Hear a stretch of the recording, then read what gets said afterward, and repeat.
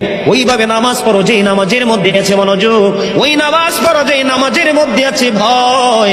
তুমি নামাজটা পড়তে হবে এমন ভাবে বন্ধু, একজন নামাজে দাঁড়ালেন, বন্ধুরে আমার, নামাজে যখন তিনি দাঁড়ালেন, দাঁড়ানোর পরে তিনি বলতেছেন আমি নামাজটা এমন ভাবে পড়তে চাই। কিভাবে পড়ি? ওই আমি নামাজটা এমন ভাবে পড়ি, যখন আমি নামাজে দাঁড়াই আমার কাছে মনে হয় আমি ফুলচেরাতের পোলের উপর দাঁড়িয়েছি। একটু যদি নড়বড় হয় আমি জাহান্নামে নিক্ষিপ্ত হব। তার মানে হলো আমি এতটাই মনোযোগের সাথে নামাজ পড়েছি যেন আমার নামাজটা বিন্দু পরিমাণ কোনো আংশিক ভাবে যেন অগ্রহণযোগ্য বলে আল্লাহর কাছে গৃহীত না হয়। তিনি বলতেছেন আমার কাছে মনে হয় রে এটা আমার জীবনের শেষ নামাজ।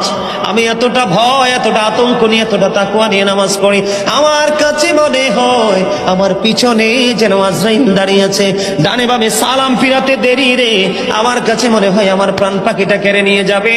আমি যখন নামাজে দাঁড়াই আমার কাছে মনে হয় আমি যেন বাইতুল্লাহর সামনে দাঁড়িয়ে আছি। আমার কাছে মনে হয় আমার ডান দিকে জান্নাত অবস্থিত, বাম দিকে আমার জাহান্নাম অবস্থিত।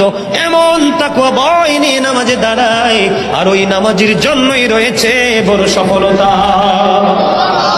বলুন না সুবহানাল্লাহ।